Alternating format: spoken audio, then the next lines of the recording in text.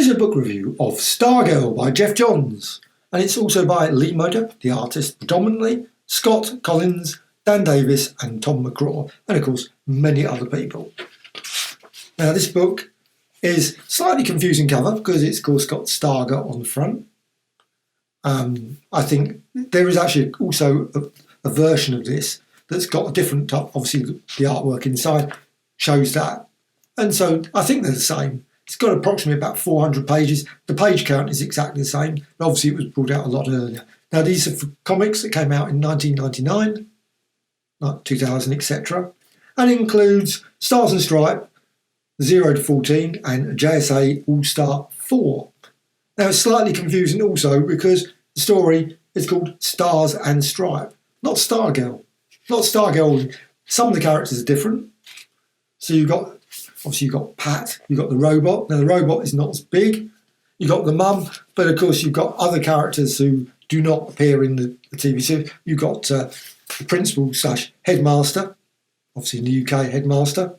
You've got other characters, some that appear, but most of the characters that appeared in the TV series, which was brilliant, they don't appear in this. So slightly confusing, but there's some more action. It's just great, really fun, super colourful artwork, lots of action all the way through. It's fun all the way. It's not, obviously there is seriousness, there's a lot of evil characters. You've got lots of the main villains that you come to expect in the storyline. So that's not really a surprise. Anyone that's obviously bought this book, I'm certain is getting it for this. Not surprised to see that you've got Shiv, etc.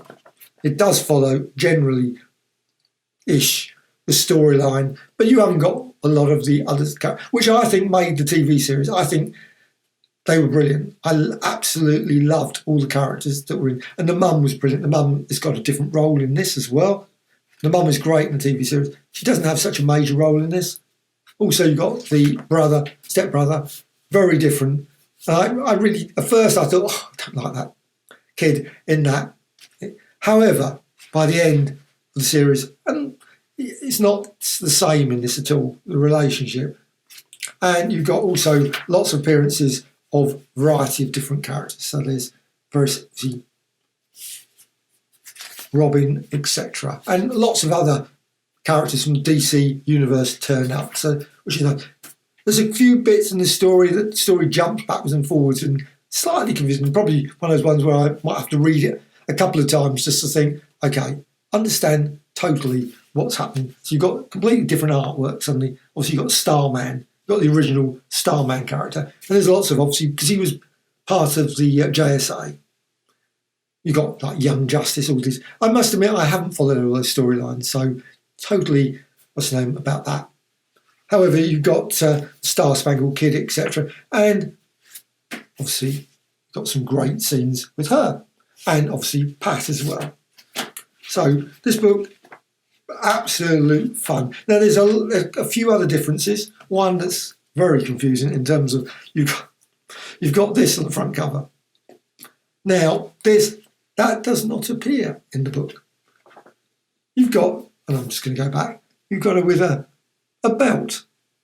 Now maybe that just didn't look as dramatic on TV, and I guess that's why they had to change it. They thought, well, you know what, that was going to be much better. And it's a great character. There's a character to in the TV series that I thoroughly enjoyed. So you've got got some great, very dramatic scenes, great colouring all the way through. The paper quality, it's not shiny, super duper paper. I mean, it's fine. Absolutely nothing wrong with the paper, but it's. I'm never too keen on this paper in comparison with the Marvel approach. I prefer the really heavy duty paper that Marvel omnibus edition, like quality paper. But it's fine. Guess lots of people probably love this more than the other. So everyone has different points of view on that. It's got some bonus material, not as much as I think it should, but it's still decent bonus material, which is always nice. So it's got a few sketches and things, obviously for covers, also original designs of sketchbooks, etc., of the characters, which is good as well.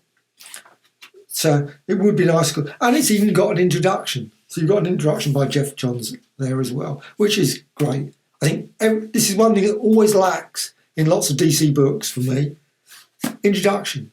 An introduction is a key thing. It's great to have some background knowledge of why he did something, what the reasons were he started the book, his references, the reason. Because, I mean, I love that character. Starman, of course, he had his rod, got the Golden Age Starman, absolutely brilliant.